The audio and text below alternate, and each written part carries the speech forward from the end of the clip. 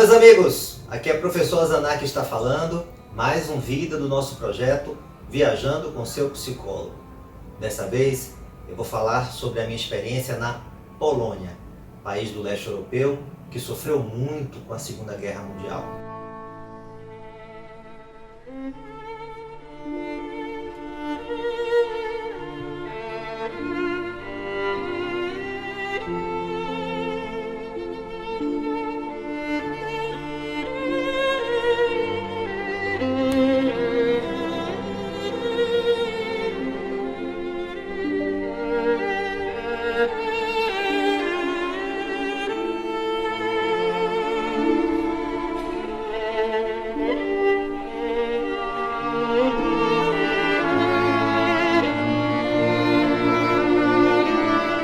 Uma nação que foi reconstruída e que tem belas paisagens rurais, possui algumas das mais belas cidades da Europa, com centros históricos restaurados, belíssimos, com casarios coloridos. Eu passei mais ou menos 10 dias na Polônia e foi uma experiência fascinante, muito emotiva, porque a Polônia foi o país que mais sofreu na Segunda Guerra Mundial. Foi o segundo país a ser invadido pela Alemanha nazista.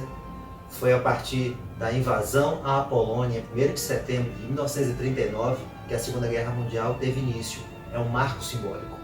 A Polônia foi o país que mais tempo permaneceu sob o domínio, sob o jugo nazista. Foi totalmente destruída e foi reconstruída ao longo de décadas. O sentimento predominante ao visitar a Polônia é o de tristeza, com tudo que essa nação sofreu, com tudo que a população polonesa sofreu, especialmente a judia, mas também de alegria por perceber que nada é tão destrutivo que dure para sempre.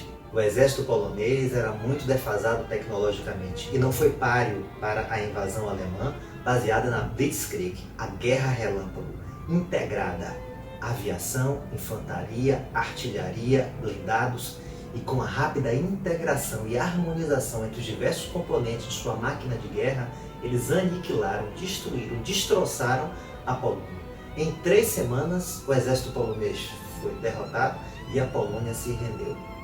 É uma metáfora interessante para as nossas vidas. Sempre que nós estivermos integrados com os diversos componentes harmonizados, nossa possibilidade de vitória é muito maior. Sempre que estivermos defasados, não acompanharmos as mudanças e as transformações do contexto tecnológico, sócio-histórico, de valores e princípios, nós tendemos a ficar para trás. Esse é um legado interessante da máquina de guerra nazista. Blitzkrieg, guerra relâmpago, dinamismo, muito movimento. Antigamente, até a Primeira Guerra Mundial, a guerra ela era estática, guerra de trincheiras. Os exércitos cavavam as trincheiras, colocavam seus efetivos lá e ficavam com escaramuças, tentavam conquistar poucos territórios, avançavam, recuavam. A partir da Segunda Guerra Mundial, em 1939, infelizmente, o grande laboratório foi a Polônia que foi destruído. Os alemães introduziram o dinamismo, o movimento, num modelo arcaico que era mecanicista. Foi um salto qualitativo.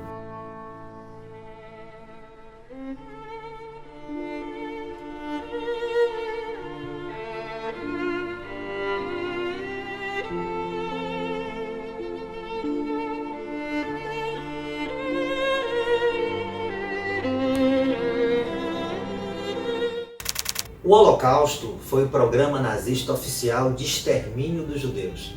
Solução final, como os nazistas denominavam. O processo de eliminação dos judeus na Europa foi progressivo, inicialmente com leis que eram contrárias e prejudiciais aos judeus, com o confisco de propriedades e eliminação dos direitos civis. Posteriormente, com a construção de guetos que os judeus ficavam confinados, campos de concentração, onde havia trabalho forçado e muitos morriam em função de doenças e de subnutrição. Então, a solução final com os campos de extermínio, a maioria deles no leste europeu. Foram mais de 40 mil instalações, 15 mil eram campos de extermínio, muitos deles na Polônia, inclusive os mais famosos, Treblinka, Sobibor e Auschwitz. 6 milhões de judeus morreram no Holocausto. 2/3 dos judeus que moravam na Europa. Antes da ascensão nazista ao poder, 9 milhões de judeus moravam na Europa. Posteriormente, somente 3 milhões sobreviveram. Esse é um exemplo interessante de como a gente pode deslocar as nossas emoções, os nossos conflitos, os nossos desejos, aquilo que nós não conseguimos administrar em nós mesmos, para um bode expiatório, para o outro, para o que está fora. A Alemanha, que perdeu a Primeira Guerra Mundial, que foi, após a Primeira Guerra, com o Tratado de Versalhes, fez uma capitulação que foi muito prejudicial, humilhante. A Alemanha, que viveu uma crise econômica sem precedentes até a ascensão do nazismo, em 1933, encontrou um bode expiatório, uma válvula de escape para suas angústias, para sua baixa autoestima e para sua insegurança. Esse bode expiatório foi a comunidade judaica. Cuidado, meus amigos, porque muitas vezes nós temos os nossos conflitos. Quando não conseguimos gerenciar as nossas questões internas, nós tendemos a canalizar a nossa raiva, nossa insatisfação e nossa frustração para quem esteja fora, mas quem esteja mais perto, quem esteja fragilizado e que acabe sendo uma vítima mais fácil dessas nossas angústias. Foi um processo de deslocamento coletivo. Toda essa raiva, esse senso de vingança e essa canalização da frustração alemã pós-Primeira Guerra para os judeus no período da Segunda Guerra Mundial. O mais conhecido, o mais destrutivo de todos os campos de extermínio nazista, Auschwitz, na Polônia. Ele foi inaugurado em 1940. Na verdade, era uma rede, era um complexo de campos. E foi o maior de todos, com muito poder destrutivo. Segundo seu antigo diretor, Rudolf Hess, 3 milhões de pessoas foram mortas nas câmaras de gás e foram incineradas nos seus crematórios. Seu auge de produção foi entre 1942 e 1944 e foi uma verdadeira máquina de matar. Foi um campo de extermínio com a produção em massa de morte. 12 mil pessoas podiam morrer por dia. E estava tão ajustada a máquina de matar que em 1 hora os judeus chegavam de trem e já estavam incinerados depois de passarem pela câmara de gás. Quando os judeus chegavam, vindos de diversos destinos da Alemanha nazista e dos territórios ocupados, havia uma triagem. Se selecionava aqueles que tinham capacidade de trabalhar, iam para trabalhos forçados, só exterminados posteriormente, e aqueles que não tinham condições de trabalho, mulheres, crianças, eram mortos imediatamente. 6 mil guardas da SS tomavam conta do campo e era uma condição bárbara de vida. Havia abusos, os judeus não eram considerados seres humanos, não eram dignos de sobreviver. Na entrada do campo tinha uma frase: "O trabalho liberta", uma ironia, como um símbolo de dominação, de humilhação e de caráter excludente e destrutivo dos princípios nazistas.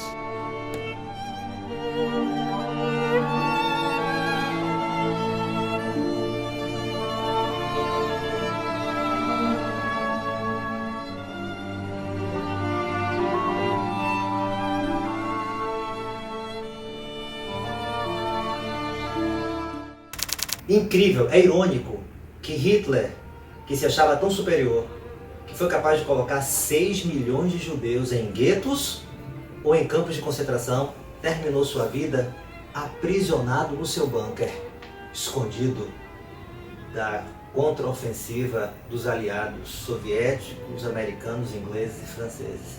Incrível que aquele que exterminou os judeus em câmaras de gás e em fornos crematórios morreu se suicidando, fugindo da justiça e sendo queimado, porque ele deu ordens para os seus seguidores que depois que ele se suicidasse, que seu corpo não fosse reconhecido nem encontrado por seus captores.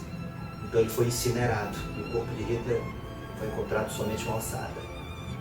Então, meus queridos, que tudo aquilo que a gente tenta fazer para os outros de destrutivo pode acabar se voltando contra nós mesmos. Por isso devemos irradiar na nossa relação com o mundo aquilo que gera prosperidade, aquilo que gera crescimento, transformação e melhoria, e não o ódio, a destruição, a raiva, a inveja, os mecanismos de defesa como o deslocamento, encontrar bodes expiatórios para os nossos próprios problemas e para a nossa baixa autoestima e para a nossa insegurança. Foi isso que os nazistas, através de Hitler, fizeram. Para compensar a derrota na Primeira Guerra Mundial, eles encontraram um grande adversário que era mais fácil de pegar. Como não conseguiram atingir os ingleses e franceses que os derrotaram no campo de batalha, eles escolheram um adversário mais fácil, que eram os civis judeus.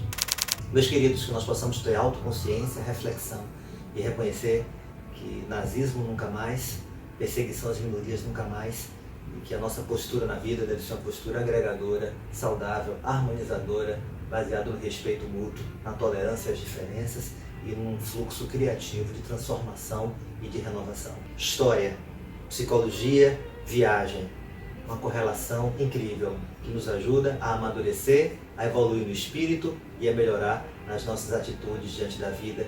Menos campos de concentração, mais liberdade e respeito. Que nós possamos correlacionar história, viagem, psicologia com as nossas vidas. Boa jornada!